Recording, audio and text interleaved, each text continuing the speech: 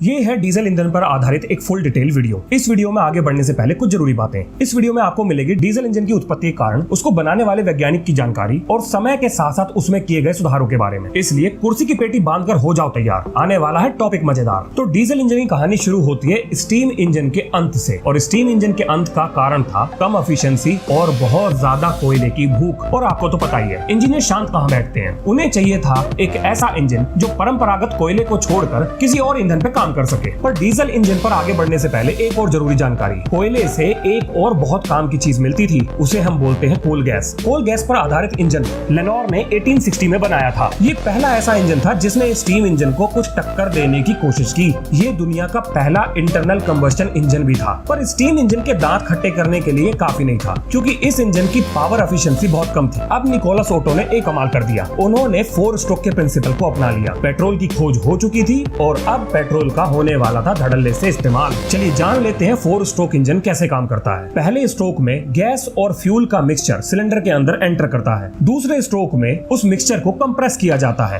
फिर air fuel के mixture को स्पार्क की सहायता से बर्न किया जाता है, जिससे मिलता है हमें एक पावर स्ट्रोक। और चौथे स्ट्रोक में जली हुई गैसेस सिलेंडर से बाहर निकाल दी जाती है। उसी समय के दौरान एक और इंजन डेवलप हो चुका था, जो आज के समय तो बिल्कुल इस्तेमाल नहीं होता। इसका नाम था hot bowl heavy oil engine. इस इंजन में एक बाउल के अंदर हैवी ऑयल को वेपराइज करा जाता है, जिसके बाद उसके एक्सपेंशन से जनरेट हुई गैसेस सिलेंडर में छोड़ दी जाती हैं, जो कि पिस्टन को पुश करके उस इंजन को पावर देती है। और फ्लाई व्हील तो आपको हर जगह मिलेगा। आइए बताता हूँ ये कैसे काम करता था। विज्ञान फैमिली के एक सब्सक्राइबर ने एक सवाल पूछा था, मोटरसाइकिल में डीजल इंजन का इस्तेमाल क्यों नहीं करते? चिंता ना करो, इस वीडियो में आपको मिलेगा हर सवाल का सही जवाब। हॉट बाउल इंजन में बाउल के अंदर फ्यूल स्प्रे करके उसे गर्म किया जाता है, जिसके बाद पिस्टन की सहायता से गैसेस को कंप्रेस करके सिलेंडर के अंदर दबाव बनाया जाता है। गर्म होता हुआ फ्यूल अचानक से एक एक्सप्लोजन के साथ पिस्टन को आगे धकेल देता है और इस तरह से मिलती है इंजन को पावर। एक बार इंजन चलने के बाद हमें हॉट बाउल को बार बार गर्म करने की जरूरत नहीं पड़ती, क्योंकि वो पहले से ही इतना गर्म हो चुका होता है जो बड़ी आसानी से फ्यूल को जला सके। अब बताता हूँ आपको कि अलग अलग इंजन किस किस काम में आते थे। पेट्रोल इंजन शुरुआती व्हीकल्स को चलाने में बढ़िया काम कर रहे थे। गैस इंजन आपके पावर प्लांट में इस्तेमाल हो रहे थे और स्टीम इंजन बन के घूम रहे थे शहंशाह, क्योंकि किसी भी इंजन के पास इतनी ताकत थी ही नहीं जो उन्हें चुनौती दे सके। पर बकरे की अम्मा कब तक खैर मनाती। आने वाले थे डीजल इंजन। ये सारे के सारे इंजन एक ही प्रिंसिपल पे काम करते थे, जिसमें ईंधन से उत्पन्न हीट को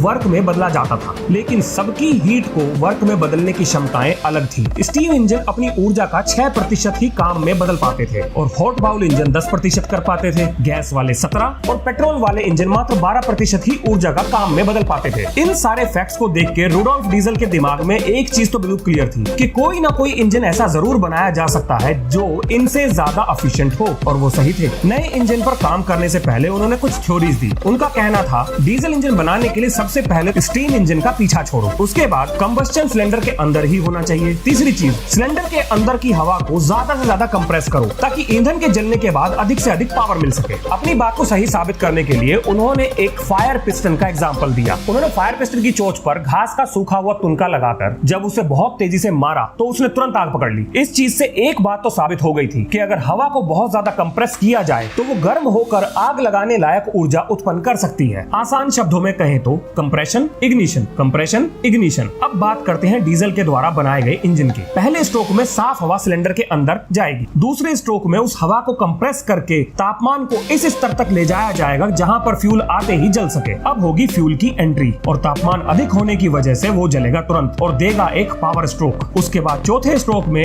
सिलेंडर के अंदर भरी हुई जली हुई गैसेस बाहर निकाल दी जाएंगी और इस तरह से तैयार हुआ रुडोल्फ डीजल का पहला इंजन। लेकिन ये था एक डिजास्टर, इंजन चला ही नहीं। रुडोल्फ डीजल ने अपने इन्वेस्टर्स के सामने जब इसका प्रदर्शन करा तो इंजन हो गया बुरी तरह से फ्लॉप। अब लग गए वो इसके फेल होने के कारणों का पता लगाने। डीजल ने पाया कि कंबस्टन चेंबर के अंदर फ्यूल पंप इतने हाई प्रेशर पर मिक्सचर को सही से सिलेंडर के अंदर नहीं भेज पा रहा था, इसलिए उन्होंने एक एयर पंप को भी जोड़ दिया जो हवा का दबाव बनाकर फ्यूल को कंबस्टन चेंबर में भेज सके। एयर पंप को एटोमाइजर के सिद्धांत पर डिजाइन किया गया था। एटोमाइजर मतलब एटोमाइजर बिल्कुल वैसे ही काम करता है जैसे आपकी परफ्यूम की बोतल या कोई भी स्प्रे पंप, जिसको प्रेस करने पर उसके अंदर से लिक्विड और एयर का मिक्सचर चारों तरफ निकलता है। और इस टेक्निक को नाम दिया गया एयर ब्लास्ट इंजेक्शन मेथड। और 1894 में रुडोल्फ डीजल के हाथ लगी कामयाबी और चल पड़ा उनका डीजल इंजन। और अब आती है वो खबर जिसने उड़ा दिए दुनिया भर में सभी के होश। ये इंजन 27% एफिशिएंट था। उस समय उपलब्ध सभी इंजन में सबसे बेस्ट। अब लग गए थे प्रगति को नए पहिए। जल्दी ही वैज्ञानिकों को समझ आ गया कि इस डीजल इंजन को हम मरीन वर्क के लिए इस्तेमाल कर सकते हैं और उन्होंने बनाना शुरू करा डीजल इंजन पर आधारित जहाजों को। पर एक जरूरी बदलाव के साथ बड़े बड़े जहाजों में 2 स्ट्रोक डीजल इंजन का इस्तेमाल होता है। आइए जानते हैं उसके कारणों और उसकी डेवलपमेंट की कहानी के बारे में। 2 स्ट्रोक डीजल इंजन में से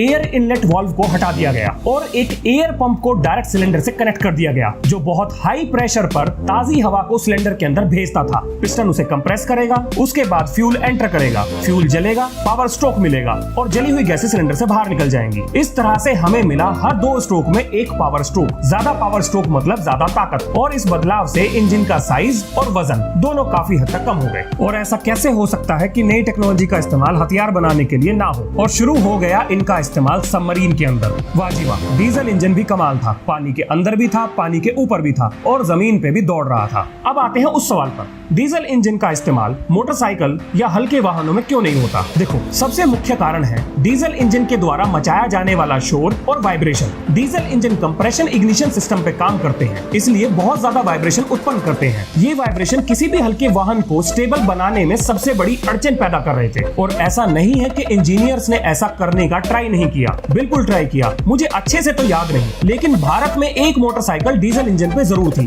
इस मोटरसाइकिल को मैंने खुद देखा है, जिसकी आवाज किसी ट्रैक्टर की आवाज से कम नहीं थी। अब आते हैं रुडोल्फ डीजल की मृत्यु के कारणों पर। विज्ञान फैमिली के बहुत से सब्सक्राइबर ने मेरे से सवाल पूछा कि सर, रुडोल्फ डीजल ने डीजल इंजन बनाने के बाद आत्महत्या क्यों की? देखिए, इसका कोई स्पष्ट जवाब आज तक किसी ने नहीं दिया। केस क्लोज होने के बाद FBI द्वारा सबमिट की गई रिपोर्ट में यह बताया गया था कि रुडोल्फ डीजल एक जहाज से गायब हुए थे और उनके गायब होने के पीछे 2 मुख्य कारण थे। पहला था कोयले के माफियाओं को भारी नुकसान। डीजल इंजन बनने के बाद कोयले की बिक्री बहुत तेजी से घटी थी, जिसके कारण कोयला माफिया डीजल से बदला लेना चाहते थे। दूसरा कारण था रुडोल्फ डीजल की ब्रिटेन यात्रा। ग्रेट ब्रिटेन सबमरीन पे काम कर रहा था और बहुत से देश के जासूस नहीं चाहते थे कि रुडोल्फ डीजल किसी तरह से ग्रेट ब्रिटेन पहुंचे, ताकि वो सबमरीन के डेवलपमेंट में उनकी मदद कर सके। इसलिए हो सकता है कि इन्हीं कारणों की वजह से रास्ते में ही उनकी हत्या कर दी गई हो। FBI के द्वारा सबमिट किए गए पेपर में ये कहीं भी नहीं लिखा है कि उन्होंने आत्महत्या की थी। यहाँ पे खत्म होती है हमारी वीडियो। अगर अभी भी डीजल इंजन से कोई सवाल आपके मन में रह जाता है तो आप उसे कमेंट में जरूर पूछें। मैं पूरी कोशिश करूंगा कि आपके सवालों का जवाब जरूर दूं। अब मिलते हैं नेक्स्ट वीडियो में, तब तक के लिए जय हिंद, जय भारत।